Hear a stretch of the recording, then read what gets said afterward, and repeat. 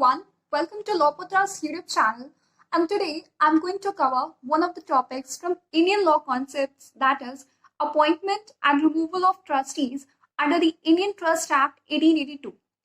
Let's just take a situation before we get into the subject. Suppose there's a person A and he's a very rich guy and he owns a lot of property, and one fine day when he gets up from bed, he thinks, I have to do something good. He thinks and thinks and thinks and then decides that he will give the profit received from his property to provide medical facilities to blind persons for the motive of charity. And now I don't have much time to manage all this, so what I will do is that I'll transfer my property to T, who will manage it and ensure that the blind persons are benefited. So the owner or donor of the property is A, who is called the author or the truster. Then we have the property which the trustee A wants to transfer, truster A wants to transfer, which is called the trust property. Next, T is the person on whom A trusts, okay? So he's called the trustee. He's the one who's going to manage the trust property and to ensure thus that blind persons are being benefited. And now how the property gets transferred is the instrument of trust, or we can call it as the object of trust. I hope the scenario had been crystal clear in your mind, and basically we can say that a trust is a fiduciary relationship in which one party, known as a truster or author, gives another party, the trustee, the right to hold title to property or assets for the benefit of a third party, which is called the beneficiary. Besides this, the Indian Trust Act 1882 in its section 3 defines trust as an obligation annexed to the ownership of property and arising out of a confidence reposed in and accepted by the owner for the benefit of another or for another an owner. I believe that by now you all might have grasped the whole concept of trust and trustee. And now let's get into the business of appointment and discharge of these trustees. Basically, this topic has been discussed under section 70 to 76 of the Indian Trust Act 1882. So, starting with the appointment of trustees first. So, the very first question which arises is that who can be a trustee? So, the ability to be a trustee is coextensive with the capacity to hold property. And accordingly, section 10 of the Act says that every person capable of holding property may be a trustee. However, where the trust involves exercise of discretion, such as trustee acquiring sale of property or its investment, then the trustee should be competent to contract. That is, he should be of the age of majority, of sound mind, and should not be disqualified by any law. A corporation, a company, or association of persons, being a person, may as well be appointed as trustee. Further, under section 60, the beneficiary has a right, subject to the provisions of the instrument of trust, that the trust property shall be properly protected and held and administered by proper persons and by a proper number of such persons. And in its explanation 1, a list of certain persons have been provided who are not considered proper persons within the meaning of that section. So firstly, a person domiciled abroad, an alien enemy, a person having an interest inconsistent with that of beneficiary, a person in insolvent circumstances, and unless the personal law of the beneficiary allows otherwise, a married woman and a minor. So these are the persons who are not considered proper persons under that section. Then section 60 lays down the propriety of certain trustees. However, it does not in any way impose restriction on the author. He may very well appoint a person who is considered not proper under the Act. This is because there can be no person considered more proper to determine the capacity of the person to whom he transfers property. Then secondly, the next question which comes is that who can appoint these trustees? So the settlor or testator creating the trust appoints the first trustee. And when a person is appointed as a trustee, he is at liberty either to accept or not to accept the appointment. And if he chooses to accept it, he becomes bound with the duties annexed to that office.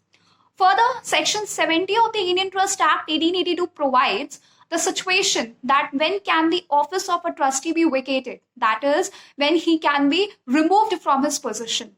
So a trustee may be relieved from his office either by his death or by his discharge from his office, which is defined in the further section, that is section 71 of the Act. Section 71 lays down a list of conditions and criteria which might help a trustee to be discharged from his office. So what are those? The first and foremost is the extinction of the trust, and the trust is no longer in existence. Then the trustee has no job to do. His office is discharged. Similarly, if he has completed all his duties under the trust, obviously his work is over. So his role is not needed to hold over particular posting. And if a methodology is being prescribed in the instrument of trust itself, which allows a trustee to say that he no longer wants to officiate this particular posting, then he can follow the methodology in the particular instrument and ensure that he is discharged from his office. Similarly, by appointment under the act of a new trustee in his place, he will be discharged. Further, by consent of himself and the beneficiary, or where there are more beneficiaries than one, all the beneficiaries being competent to contract, he will be discharged.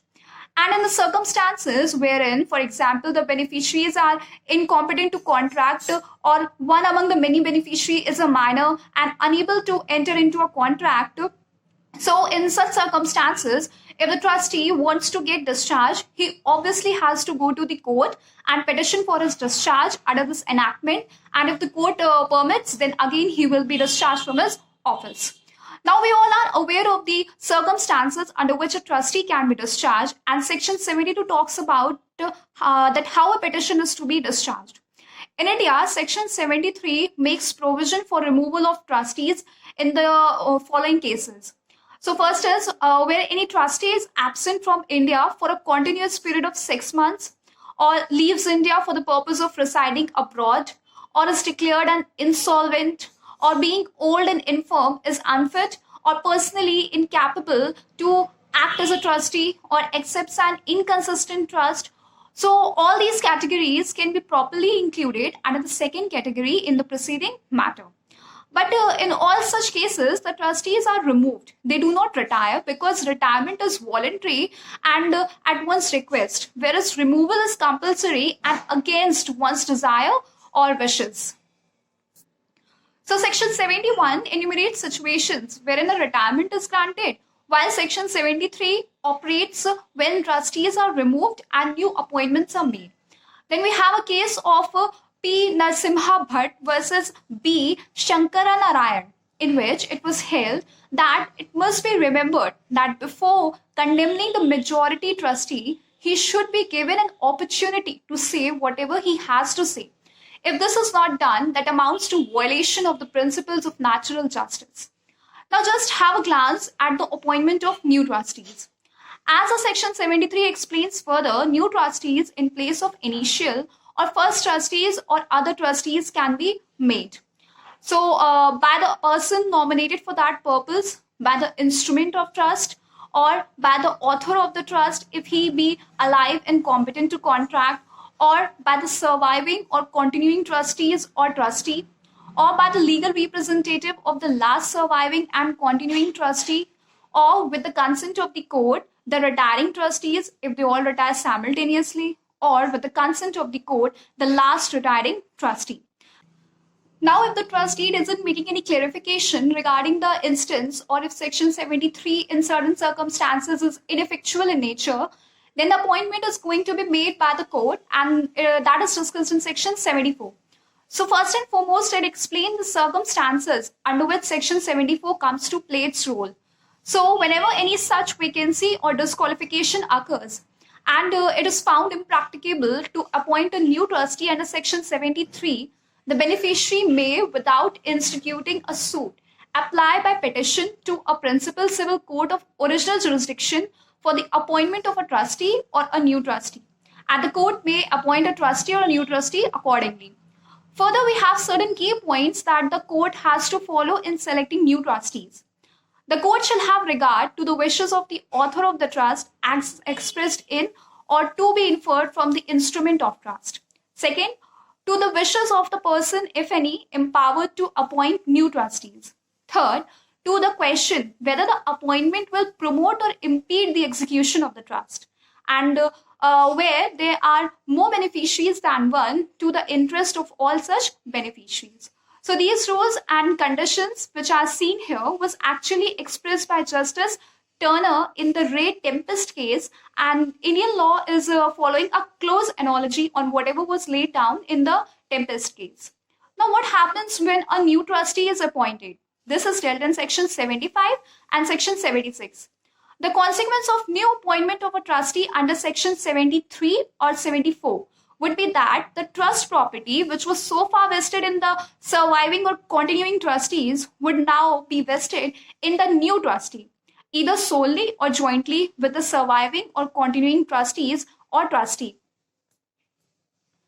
The newly appointed trustee shall have the same powers, authorities, and discretions in regard to trust administration as the originally appointed nominated trustee, and he will act accordingly. And at last, as section 76 provides, on the death or discharge of one of several co-trustees, the trust survives and the trust property passes to the others unless provided otherwise by the trust, as was observed in the case of Zarat Kumari Dasi versus Shubkaran Khemani case also.